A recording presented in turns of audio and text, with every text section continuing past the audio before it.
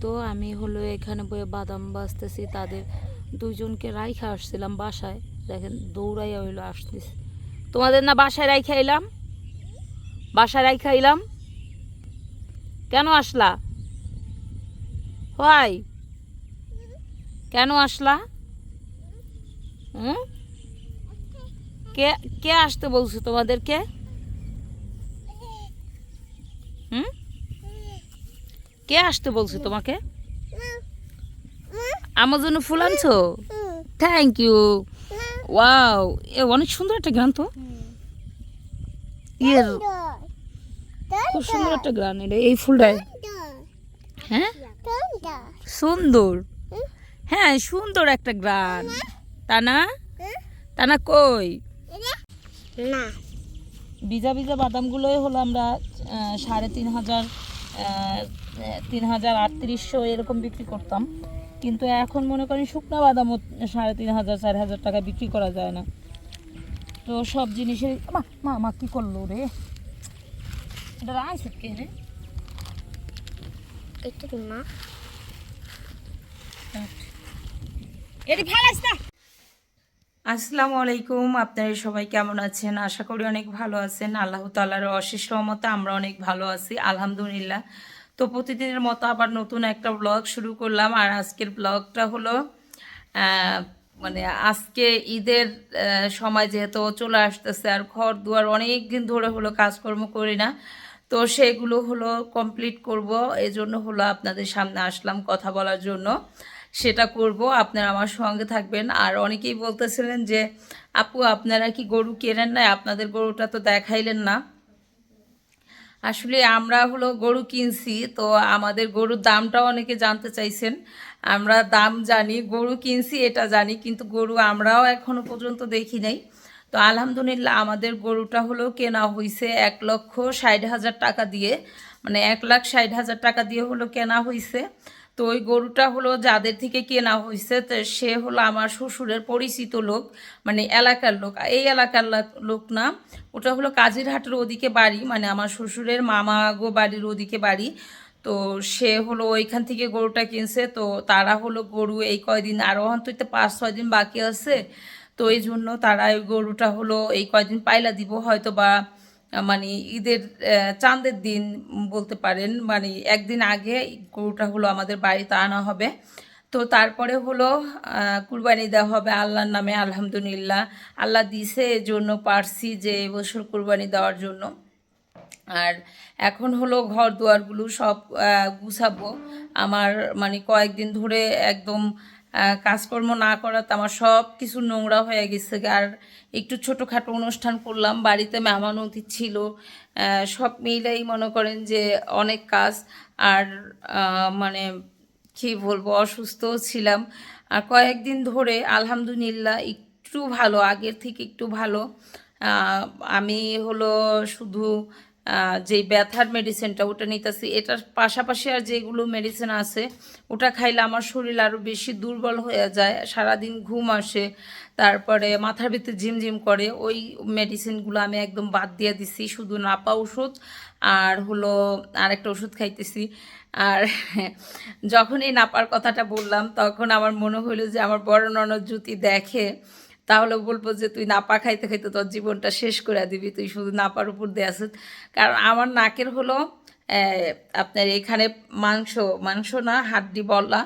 তো ডাক্তার সবসময় আমাকে সাজেস্ট করছে যে আপনি হলো নাপা ওষুধ খায় রাখবেন, যখনই দেখবেন ঠান্ডার মানে ভার, তখনই নাপা ওষুধ খায় রাখবেন। তো তখন থেকে নাপা ওষুধ খাই। আর আমার বড় ননদ সব সময় বলে যে এত নাপা ওষুধ খাস না, তোর লাঞ্চে পানি জমবে বা মানে নাপা ওষুধে অনেকগুলো সমস্যা হয়। সেটা ডাক্তারের কাছেও জিজ্ঞেস করছে যে অতিরিক্ত খাওয়ার দরকার নেই, কিন্তু না খেয়া পারি না। নাপা খাইলে আমার মাথাটা ক্লিয়ার থাকে, মন মেজাজ ভালো থাকে, আমার নাকের ব্যথাটা কমে, মাথা ব্যথা কমে, সব মিলেই খাই। তো চলেন আমরা এখন ঘরের কাজগুলো করি, আপনাদের সাথে শেয়ার করি। আর সবাই বাড়িতে অনেক ভালো আছি, আপনারা কেমন আছেন তা অবশ্যই জানাবেন। যদি আমার ভিডিওটা ভালো লেগে থাকে অবশ্যই একটা লাইক দিয়ে দিবেন। আজকে যেই ভিডিওটা আমার ভিডিওটা দেখতেছেন সবাই একটা লাইক দিবেন, দেখবো যে কে আমাকে লাইক দিলেন আর কে আমাকে মানে দেখে হাই হ্যালো বললেন, সেটা অবশ্যই আমি চাই। আজকের ভিডিওতে অবশ্যই একটা লাইক চাই, অনেক দিন ধরে লাইক চাই না, আজকে একটা লাইক করে দিবেন। তো এই তো বিছনার চাদর, কয়েকদিন ধরে বৃষ্টির কারণে মনে করেন যে চাদর চুদর একদম নাজেহাল হয়ে গেছে। আজকে আবার ওগুলো বিছাইতেছি আর একটা। আর ছোট বাচ্চা কাচ্চা ঘরে থাকলে না মানে কয়েকদিন যায় একটা বিছনা চাদরে, এরকমই হয়। তো আজকে এটা বিছাইলাম আলহামদুলিল্লাহ। এইটা ঈদের পর্যন্ত। এটা তোমার খাতা নেই? কে শেষে তো তোমার খাতা?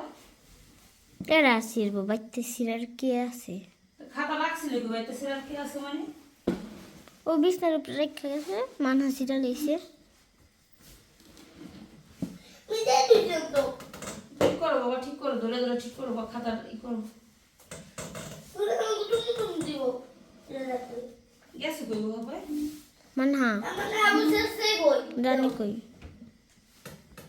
আর এই শ্যামরা লেখ সই রেখার উপরে সিরা তুইছে। তুমি ঠিক করে ক্যামেরা ধরো।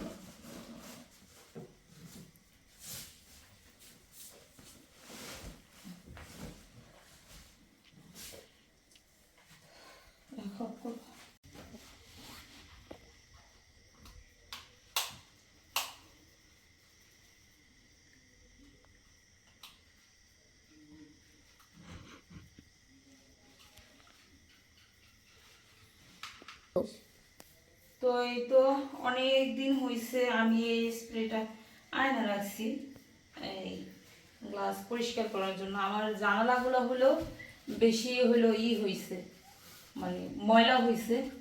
তো তার মনে করেন যে করা হয় না, মানে সময় করে উঠতে পারি না যে পরিষ্কার করব। তো আজকে হলো আমি ভাবলাম যে আজকে না পরিষ্কার করলেই নয়, কারণ ঘরে ধুলা ময়লা, এই যে বাদাম করণে অনেক ধুলা ময়লা হয়েছে, সে কারণে একদম গ্লাসের সামনে দাঁড়ানোই যায় না, আমি তো কখনো দাঁড়াই না। আর আমার ছোট মেয়েটা মানহা, ও তো মনে করেন যে অনবরত এখানে এসেই সাজুগাজু করতেই থাকে, ওর কথা কই আর লাভ নাই। সব সময় মনে করেন ও করবো আইয়া এটার সামনে আইয়া, ও থাকে এই সাইডে, আয়নার এই সাইডে, আর ও থাকে এই সাইডে। তার ওইখানে দেখা যায় খাবার খাইতেছে, ওরা খাওয়াই দেয়, কয় নিয়ে খাবার খাইতে কয়। আর আমার মাইয়া বড় লিপস্টিক গড়াই খেয়ে দেয়। একজনের এক এক কাহিনী। আমি কই কি কও? দাগাই বাবা। হ্যাঁ, পেন্সিল লাগবে দাগাই। পেন্সিল দাও দাগায়? কেনা দাগায় বাবা? আমি তুমি ওর পেন্সিল দাও দাগাও। আমার ক্লাসটা জীবন শেষ। ওই যে মালাটা না, ওটা হলো ভিতরের দিকে নিয়ে গেল, এইটাছে না। এটা না, এটাও ফ্রি, এটা আঠা, এটা ওই থাকতে লাগছে, এটা বলে না। যখন আনছি না তখন লাগানো ছিল। তো সামনে যেহেতু ঈদ, সবারই ঘরের কাজকর্মগুলো হলো করতে হবে, আমিও করতেছি। আর ঘরের কাজ করতে করতে একটা বছর মানে পার হয়ে গেল, সেই মনে করেন যে টানা একটা বছর শেষ হয়ে যাইতেছে।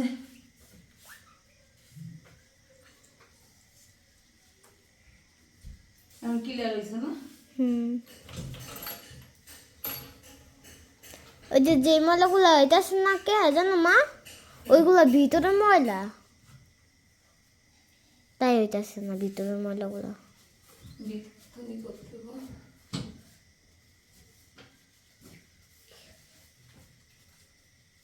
আবু তালহা, এ আবু তালহা,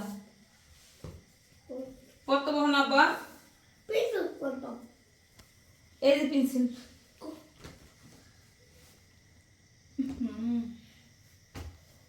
জারির গন্ধ। আমার আমার তো অনেকদিন ধরে হয় না।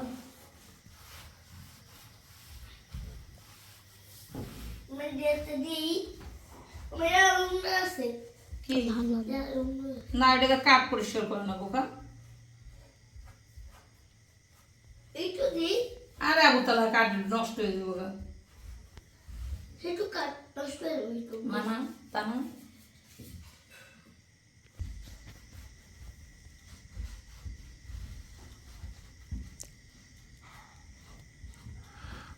এইগুলোর জন্য হলো মানে ব্রাশ আনার দরকার। হ্যাঁ, যদি ব্রাশ দিয়া যদি যেরকম এরকম করি তাহলে এই পাশটা হলো হবে, এই ময়লাগুলো হলো মাঝখানে ঢুইকা থাকে যেগুলো চিপায় চাপায়।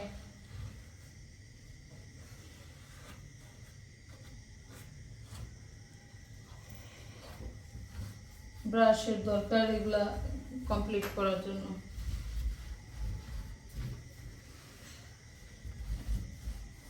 কই পড়ছে রে তানহা গাড়িরে? ওদের মা তুমি গোসাবা তোমার বলা আম্মু এই যে দেখে থাকুন।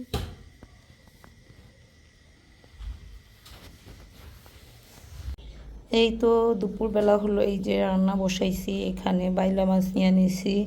আর এখানে হলো আমি পেঁয়াজ কাইটা আগে থেকেই রাইখা দিয়েছি। তো সেই বাইলা মাছ দিয়ে আর পেঁয়াজ দিয়ে হলো রান্না করব। আমার চুলায় হলো ডাল বসানো, এজন্য এটাকে কিছুক্ষণ সময় হলো মাইখা তেল দিয়ে রাইখা দিব। কালকে না সকালবেলা অনেক পরিমাণে তেল ঢাইলা ফেলাইছিলাম, তো সেই তেল হলো রাইখা দিছিলাম। সে তেলের ভিতরে হলো পেঁয়াজ কাইটা নিয়েছি। তো আমি এখানে কাঁচামরিচ দিয়ে দিছি আর হলো পেঁয়াজ দিয়ে দিছি।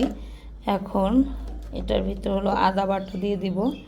আদা বাটা দিয়ে আর হলো লবণ দিয়ে এটাকে ভালোভাবে হলো মাইখা আমি রাইখা দিব, ডালটা নামাইয়া যাতে দিয়ে দিতে পারি। তো এটাকে পেঁয়াজটাকে আমি হলো একটু কষলাই নিতেছি, তাতে পেঁয়াজটা তাড়াতাড়ি হলো মজা যায় জন্য।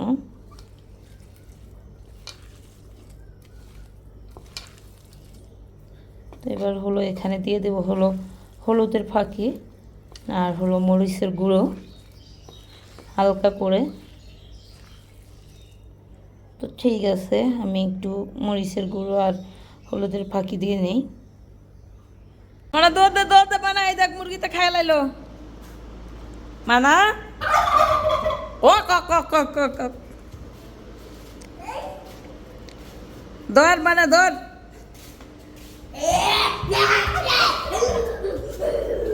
তো দুপুরবেলা হলো রান্না বসাইছি এখানে আপনার চিংড়ি মাছ। সেই চিংড়ি মাছটা হলো তেল দিয়ে ভেজে নিলাম।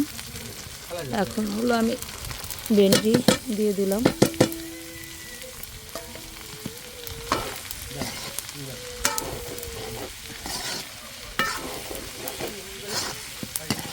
টাকি বলি বাইর করে নেড়ে রেখে সারো।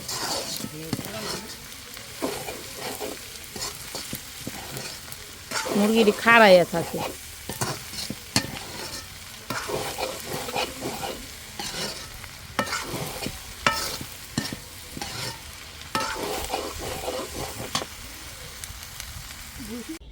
এই তো দুপুরবেলা হলো, এই যে রান্না বসাইছি, এখানে বাইলা মাছ নিয়ে নিয়েছি।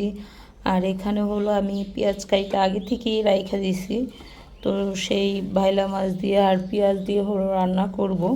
আমার চুলায় হলো ডাল বসানো, এজন্য এটাকে কিছুক্ষণ সময় হলো মাইখা তেল দিয়ে রাইখা দিব। কালকে না সকালবেলা অনেক পরিমাণে তেল ঢাইলা ফেলাইছিলাম, তো সেই তেল হলো রাইখা দিছিলাম। সে তেলের ভিতরে হলো পেঁয়াজ কাইটা নিয়েছি। তো আমি এখানে কাঁচামরিচ দিয়ে দিছি আর হলো পেঁয়াজ দিয়ে দিছি। এখন এটার ভিতরে হলো আদা বাটা দিয়ে দিব। আদা বাটা দিয়ে আর হলো লবণ দিয়ে এটাকে ভালোভাবে হলো মাইখা আমি রাইখা দিব, ডালটা নামাইয়া যাতে দিয়া দিতে পারি। তো এটাকে পেঁয়াজটাকে আমি হলো একটু কষলাই নিতেছি, তাতে পেঁয়াজটা তাড়াতাড়ি হলো মজা যায় জন্য।